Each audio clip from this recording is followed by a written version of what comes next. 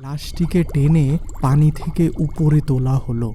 মাঝ নদীতে নৌকা আসতেই কিছু সবুজ আলো নৌকাটিকে ঘিরে ফেলল। বৃদ্ধ নৌকার মাঝি বলল, আপনারা বেশি বেশি দোয়া দরুদ পড়ুন, লাশ নিয়ে নদীতে আসলে এমনটাই হয়।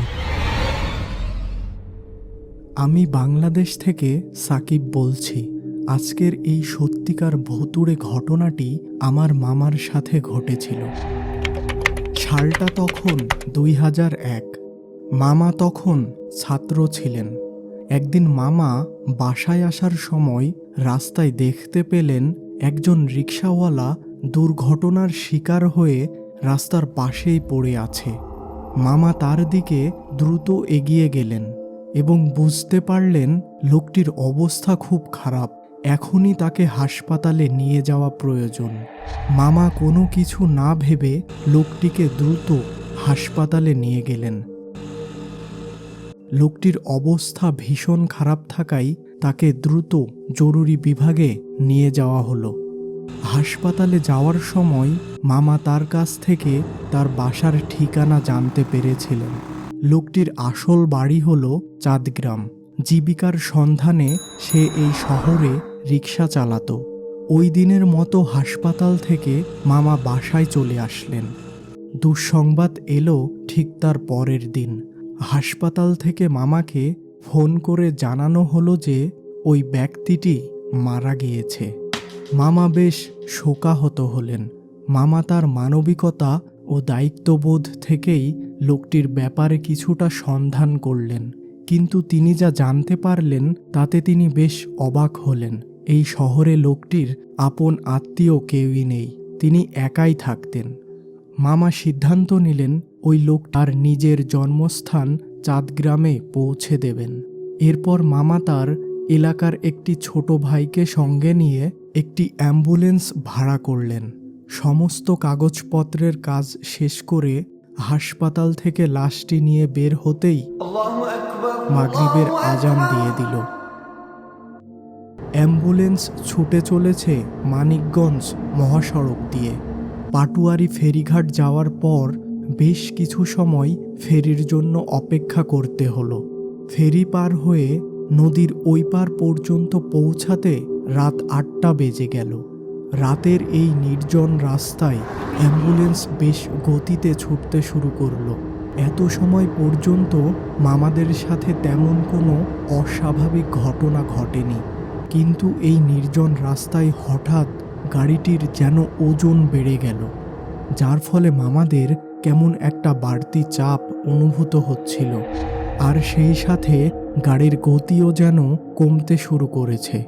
গাড়ির চালকও ব্যাপারটা বুঝতে পারল না। এবার মামারা খেয়াল করলেন যে সামনের বাসটি হঠাৎ আঁকাবাঁকা চলে যেন একটি গাছের সাথে ধাক্কা খেল। অ্যাম্বুলেন্স চালক দ্রুত ব্রেক করে গাড়িটি রাস্তার পাশে রাখল এবং সকলে ওই বাসটির দিকে ছুটে গেল। বাসটির চালকটিকে দেখে মনে হলো সে খুব ভয় পেয়ে আছে। মামা ওই বাস চালকটিকে জিজ্ঞাসা করল, কি হয়েছে ভাই, এমন আঁকাবাঁকা ভাবে বাস চালাচ্ছিলেন যে? চালকটি একটু ভয়ের সাথে মামাকে বলল, এই রাস্তাটি খুব ভয়ানক। রাতের বেলা গাড়ির সামনে হঠাৎ করে কেউ সাদা কাপড় পরে রাস্তা পারাপার হয়। অনেক গাড়ি চালক এই দৃশ্য দেখে গাড়ি খুব দ্রুত ব্রেক করতে যেয়ে অ্যাক্সিডেন্টের শিকার হয়। এই কথা শুনে মামা কিছুটা ভয় পেয়ে যায়। কিছু সময় পরে মামারা অ্যাম্বুলেন্স নিয়ে আবার যাত্রা শুরু করল। হঠাৎ করে মামা লাশটিকে দেখার জন্য পিছনে তাকালেন এবং যা দেখলেন তাতে তিনি একেবারে হকচকিয়ে গেলেন। লাশটি তার সামনেই যেন উঠে বসেছে। মামা দ্রুত বাকি দুইজনকে এই কথা জানালেন এবং তিনি কিছুটা ভয় ও অবাক হয়ে বসে থাকলেন। চালক অ্যাম্বুলেন্সটিকে আবার থামিয়ে রাস্তার পাশে রাখল। এবার চালক ও মামার পাশের ছেলেটি উভয়ই একসাথে পিছনের লাশের দিকে তাকালো, কিন্তু তারা কোনো প্রকার অস্বাভাবিক কিছুই দেখতে পেল না। কই কোনো কিছুই তো অস্বাভাবিক দেখলাম না। আপনি কেবলমাত্র একটি দুর্ঘটনা দেখলেন, তাই হয়তো ভুল কিছু দেখেছেন। আবার গাড়ি ঠিকমতো চলতে শুরু করলো।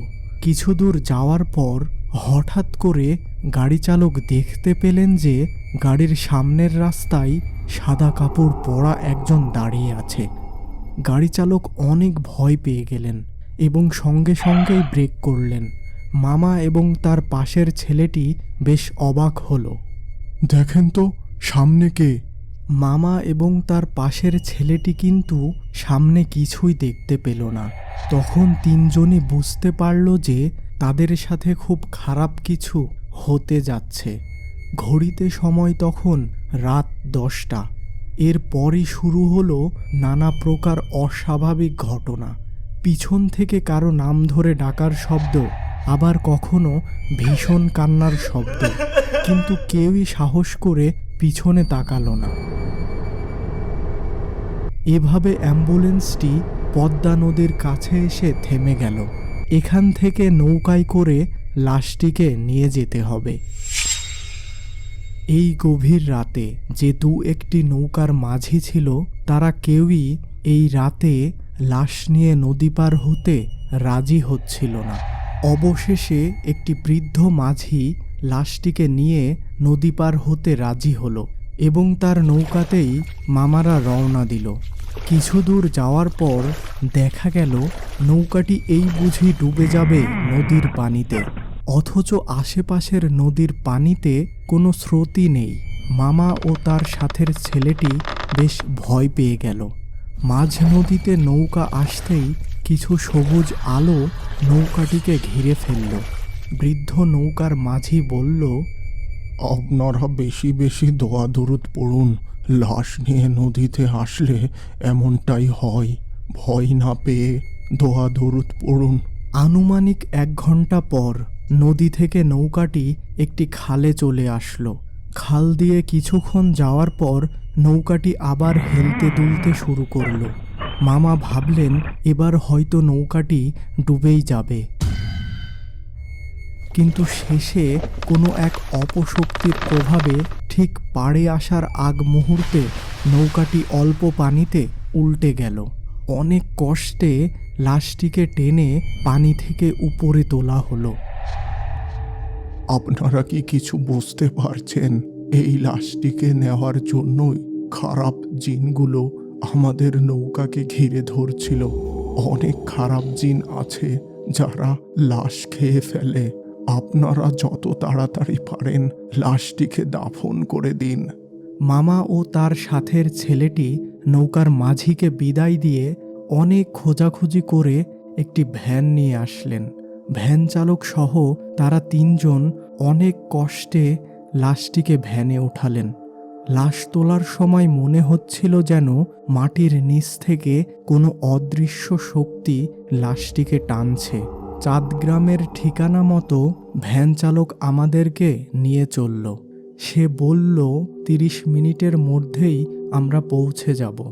এবার লোকালয় ছেড়ে নির্জন রাস্তা দিয়ে ভ্যানটি চলা শুরু করলো।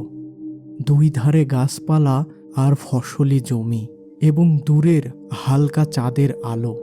লাশ সঙ্গে থাকাই মামার কাছে আশেপাশের পরিবেশটি ভুতুড়ে লাগতে শুরু করলো। হঠাৎ করে আবার আগের মতো সকলের শরীর ভার হতে শুরু করলো। ভ্যান চালক আর যেন ভ্যান চালাতেই পারতেছিলেন না। মনে হচ্ছিল যেন ভ্যানের উপর অনেকজন বসে আছে। ভ্যান চালক রীতিমতো অনেক ভয় পেয়ে গেলেন। মামা আর পাশের ছেলেটি বুঝতে পারল যে এ হলো ওই সব খারাপ জিন যারা এই লাশ খাওয়ার জন্য এসে হাজির হয়েছে। কিছুক্ষণ পর হঠাৎ মামা বলে উঠলেন, এই কে কে যেন আমাকে পিছন থেকে ধাক্কা দিচ্ছে। দ্রুত তারা 3 জন পিছনে তাকালো আর দেখল লাশটি ভ্যানের উপর উঠে বসেছে। এই দৃশ্য দেখে ভয়ে চিৎকার করে মামারা ভ্যান ছেড়ে দৌড় শুরু করলো। কিছু দূর যাওয়ার পর মানুষের বসতবাড়ি দেখতে পেয়ে ভ্যান চালক হাঁকডাক শুরু করে দিলেন। এই চিৎকার চেঁচামেচিতে বেশ কিছু মানুষ সেখানে একত্রিত হলো। ভ্যান চালক উপস্থিত সকলকে সমস্ত ঘটনা খুলে বললেন। এরপর কিছু মানুষ গোটা কয়েক মশাল জ্বালিয়ে ওই লাশের উদ্দেশ্যে রওনা দেয়। সেখানে পৌঁছে তারা যা দেখতে পেল তাতে সকলের বুক কেঁপে উঠল। লাশটির মাথা থেকে কোমর পর্যন্ত কিছু একটা ভয়ানকভাবে খেয়ে ফেলেছে। উপস্থিত সকলে ভয় পেয়ে গেল। এবার দ্রুত ওই আধা খাওয়া লাশটিকে পাশের একটি কবরস্থানে দাফন করে দেওয়া হলো। ওই রাতটি মামারা ওই এলাকার একটি বাড়িতে থেকে গেলেন। বাকি রাতটুকু মামা ও তার সাথের ছেলেটি কোনোভাবেই ঘুমাতে পারলেন না। কেউ একজন বাহির থেকে যেন তাদের নাম ধরে ডাকছে। ভয়ে ভয়ে রাতটি জেগেই পার করলেন তারা। পরের দিন সকালেই মামারা মানিকগঞ্জের উদ্দেশ্যে রওনা দিয়েছিলেন, কিন্তু তাদের মনে একটাই আফসোস ছিল যে তারা ওই রিকশাওয়ালার মৃতদেহটিকে তার পরিবার